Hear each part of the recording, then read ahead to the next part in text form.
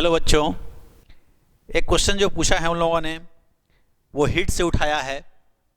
अब ये भी क्वेश्चन ज़रा गौर फरमाइएगा कि इस क्वेश्चन में क्या है कि यहाँ पे इधर में प्रेशर दे रखा है और इधर में वॉल्यूम दे रखा है और एक डायग्राम बना दिया है, रेक्टेंगुलर डायग्राम है। इस तरह का एक रेक्टेंगुलर डायग्राम है और यहाँ पे जो कोऑर्डिनेट्स हैं वो दे रखे हैं उन लोगों ने 300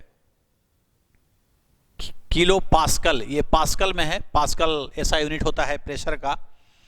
और यहाँ पे लिखा है उन लोगों ने 100 किलो पास्कल। यहाँ पे जो दिया है उन्होंने वॉल्यूम का कोऑर्डिनेट वो है 100 सेंटीमीटर क्यूब और यहाँ पे जो वैल्यू दिया है वो दिया है उन्होंने 400 सेंटीमीटर क्यूब। और इस पर एक एरो डाला हुआ है इस प्रकार से, ऐसे। अब आप बताइए कि पीवी डायग्राम में वर्क पूछा गया है कि इसमें वर्क बताइए। सबको पता है कि यदि एंटी क्लॉकवाइज डायग्राम हो पीवी डायग्राम तो वर्क निगेटिव होता है। तो वर्क यहाँ पे हमारा हो जाएगा माइनस और इसका एरिया, जितना एरिया वो लेता है, और एरिया हो जाएगा लंबाई गुने चौड़ाई। लंबाई इसकी आप देख सकते हैं कि 200 किलो का मतलब हो गया 10 के पावर 3। और इधर में जो वॉल्यूम हम लेंगे तो 400 माइनस 100 यानी कि 300, और सेंटीमीटर क्यूब में है तो इसको मीटर क्यूब में बदलेंगे तो 10 टू द पावर 6 हो जाएगा। तो हो जाएगा ये 300 into 10 to the power minus 6। तो आप देख सकते हैं कि इसका जो कैलकुलेशन हम लोग करेंगे तो ये हो जाएगा -6 और ये 2 2 4 3 7 यानी कि -60 जूल इसका आंसर हो जाएगा। अब इस तरह का खिलौना जैसा क्वेश्चन है, क्या सॉल्व करें या नहीं करें।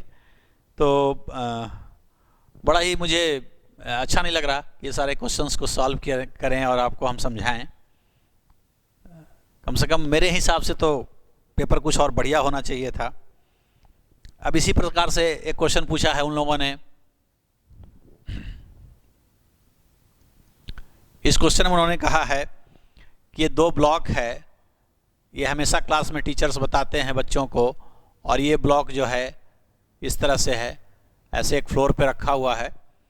ये 3 kg का है, इसको A बोल रहा है, इसको B बोल रहा है, और इधर से एक फोर्स अप्लाई कर रहा है 10 न्यूटन का। कहता ये है कि यदि इस तरह से हम पुश करेंगे तो A ब्लॉक B ब्लॉक पे फोर्स कितना लगाएगा। अब बताइए यदि इसको हम पुश करेंगे तो ये दोनों ब्लॉक साथ साथ ट्रैवल करेगा तो एक्सेलरेशन ऑफ सिस्टम हो जाएगा हमारा net force this whole divided by mass 5। तो ये हो जाएगा 2 मीटर पर सेकेंड स्क्वायर का। अब यदि हम B का डायग्राम लें, B का हम डायग्राम ले लें इस तरह से, तो इसको पुश करेंगे तो इधर में एक फोर्स लगेगा नॉर्मल का, और ये फोर्स को हम लिख सकते हैं मास इनटू एक्सेलरेशन। तो इसका जो मास है वो 3 kg का है और एक्सेलरेशन है 2 मीटर पर सेकेंड स्क्वायर का। तो नॉर्मल की जो वैल्यू हो गई 3 दूना 6 मीटर पर सेकेंड स्क्वायर, यही आंसर हो जाएगा। 6 मीटर पर सेकेंड स्क्वायर का फोर्स लगाएगा A B के ऊपर। तो ये जो क्वेश्चंस हैं इतने इजी हैं कि क्या ही एक्सप्लेन किया जाए। एक क्वेश्चन जो मुझे दिखा, जो थोड़ा सा मुझे लगता है कि अभी तक जितना क्वेश्चन डिस्कस किए उसमें ये मुझे थोड़ा अच्छा लगता है। कहता है कि एक पार्टिकल है जिसकी काइनेटिक एनर्जी E है, काइनेटिक एनर्जी उसकी E दी गई है, और ये पार्टिकल का डे ब्रोगाई वेवलेंथ यानी कि डे ब्रॉगली या डे ब्रोगाई जो बोलिए, वेवलेंथ लैम्डा है। डे ब्रॉगली वेवलेंथ इसका, डे ब्रोगाई वेवलेंथ जो है, वेवलेंथ ये इसका लैम्डा है। कहता है कि ये ग्राफ दिया हुआ है 1/λ² का काइनेटिक एनर्जी के साथ। तो ग्राफ कैसा होगा, ये थोड़ा सा मुझे बायोलॉजी वालों के लिए लगता है कि एक अच्छा क्वेश्चन हो सकता है, ठीक ठाक। अब आप देखिए कि जो काइनेटिक एनर्जी हम लोग लिखते हैं उसको लिखते हैं p²/2m, जहाँ p है हमारा मोमेंटम। और यदि कोई पार्टिकल वेव की तरह बिहेव करता है तो उसका जो मोमेंटम लिखते हैं वो h/λ लिखते हैं। है ना, h बाई लेमडा लिखते हैं तो यहाँ से काइनेटिक एनर्जी जो हमारा है ये हो जाएगा H square by twice M lambda का स्क्वायर। अब यदि हम यहाँ से काइनेटिक एनर्जी को E लिख दें तो E is equal to H square by twice M lambda square, तो यहाँ से 1 बाई लेमडा स्क्वायर की जो वैल्यू होगी, 1 बाई लेमडा स्क्वायर की value, this will be twice M E this whole divided by H square. अब इस question में देख सकते हैं कि ये y पे लिया गया है, मतलब ये y का काम कर रहा है, तो इसको ले लीजिए y, और एनर्जी ये x एक्सिस पे है तो उसको ले लीजिए x, और ये सब कांस्टेंट टर्म है तो y is equal to C X हो गया, यानी कि mx हो गया। तो ग्राफ जो है ओरिजिन से जाने वाली स्ट्रेट लाइन हो जाएगी। तो ये ऑप्शन सही हो जाएगा, जो स्ट्रेट लाइन की ग्राफ है ओरिजिन से जाने वाली, वही इसका सही आंसर हो जाएगा। इसी प्रकार से एक क्वेश्चन जो लिया गया है वो लाइट से उठाया गया है। उन लोगों ने लाइट का एक क्वेश्चन जो डाला है, मेरे समझ से थोड़ा ठीक ठाक क्वेश्चन है। इस क्वेश्चन में ये कहता है, इस क्वेश्चन में ये कहा गया है कि एक राइट एंगल ट्रायंगल का, ये राइट एंगल ट्रायंगुलर प्रिज्म है, ये एंगल 90 डिग्री है यहाँ पे, है ना। एक्चुअली अभी पेन ड्राइव लगाए नहीं तो क्वेश्चन नहीं आ रहा है स्क्रीन पर, इसलिए हमें लिखना पड़ जा रहा है। तो ये इस पे नॉर्मल हुआ और एक रे ऑफ लाइट गिराता है क्वेश्चन में 30 डिग्री पे, और ये रे अंदर में, प्रिज्म के अंदर में ऐसे पैरेलल हो जाती है और फिर निकलते समय ऐसे इमर्ज होती है साइड के अलोंग। ट्रायंगल का नाम दे रखा है ABC। तो पूछा ये है कि बताइए कि इसका रिफ्रैक्टिव इंडेक्स क्या होगा, प्रिज्म का म्यू बताना है। म्यू, ये जो रे है पैरेलल जा रही है BC के।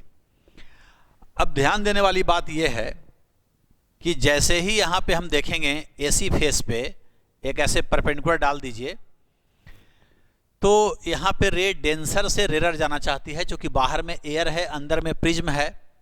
तो रेरर से डेंसर जाने में TIR भी होता है, टोटल इंटरनल रिफ्लेक्शन भी होने का केस होता है, और यहाँ पे बाउंड्री को टच करते हुए जा रही है रे। इसका मतलब ये जो एंगल ऑफ इंसिडेंस है इसका, ये क्रिटिकल एंगल के बराबर है, ये क्रिटिकल एंगल है निश्चित रूप से, है ना। अब आप देख सकते हैं कि यदि इसको हम यहाँ पे इस एंगल को देखें, इस एंगल को, तो ये रिफ्रैक्टिंग एंगल है। अगर यहाँ पे हम स्नेल्स लॉ यूज करें तो इस एंगल को हम क्या लिख सकते हैं, क्योंकि ये पैरेलल है इसके, तो ये B है तो ये भी B हो जाएगा, ये B हो जाएगा। तो ये जो हमारा एंगल है ये 90 माइनस B हो जाएगा कि नहीं, है ना। 90 माइनस B हो जाएगा, और ये दोनों एंगल का जो सम होता है, इस एंगल का और इस एंगल का, वो A के बराबर होता है, R1 plus R2 is equal to A। तो हम लिख सकते हैं कि 90 माइनस B और plus theta C is equal to 90, ऐसे लिख सकते हैं। ये 90 माइनस B और plus theta C is equal to R1 plus R2 is equal to A होता है। इसका मतलब ये हो गया कि जो B एंगल हमारा है वो भी थीटा C के ही बराबर है। जो B एंगल है वो थीटा C के बराबर है, ये थीटा C के बराबर है। अब यदि B एंगल थीटा C के बराबर है तो इसको हम ऐसे लिख सकते हैं स्नेल्स लॉ से, यहाँ पे यूज कीजिए स्नेल्स लॉ। तो 1 sin 30 this is equal to mu sine 90 minus B, sine 90 minus B लिखेंगे यहाँ पे, mu 1 sine I is equal to mu 2 sine R। तो साइन 30 की वैल्यू हाफ हो गई, और mu sine 90 minus theta is cos theta, so it is cos B। और mu हमें कैलकुलेट करना है तो आप छोड़ दीजिए म्यू को। So this is equal to mu, और कॉस B की जगह थीटा C लिख सकते हैं। तो इसको हम ऐसे लिख सकते हैं हाफ म्यू, और कॉस थीटा C को लिख सकते हैं under root 1 minus sine square theta C, and half is equal to, इसको लिख सकते हैं mu under root 1 minus sine theta C की वैल्यू 1 बाई म्यू होती है, तो ये हो जाएगा 1 स्क्वायर बटा म्यू स्क्वायर, 1 का स्क्वायर 1, तो ये हो जाएगा। और यहाँ से हम म्यू सॉल्व कर लेंगे, यदि दोनों तरफ स्क्वायर कर दें तो ये हो जाएगा 1/4 is equal to mu square, bracket भी तोड़ रहे हैं, -1। तो यहाँ से यदि हम चलें सॉल्व करते हुए तो ये आ जाएगा mu square, this is equal to 1 + 1/4, so it is equal to 5/4, so mu is equal to √5/2, so this is the answer. ये रिफ्रैक्टिव इंडेक्स होगा। तो हमने ये बाकायदे सॉल्व करके बताया, जबकि इसका एक डायरेक्ट फार्मूला भी है कि जब भी कोई रे किसी प्रिज्म पे गिरता हो किसी एंगल ऑफ इंसिडेंस पर और वो ग्रेज करके निकलता हो, दूसरी तरफ साइड के लॉन्ग निकलता हो, तो वहाँ पे एंगल ऑफ इंसिडेंस का एक फार्मूला लोग याद रखते हैं आई का, उस इक्वेशन में म्यू भी है, तो आई दिया हुआ है तो उसे डायरेक्ट म्यू निकल जाएगा, लेकिन फार्मूला बहुत लंबा है ना, तो इसलिए हमने समझा दिया कि इस तरह से सॉल्व होगा। तो ये इस चैप्टर का सबसे मतलब इस नीट का जो पेपर है उसका सबसे बेहतरीन क्वेश्चन हमें यही नज़र आ रहा था, जो जिसमें थोड़ा सा हल्का अच्छा लगा।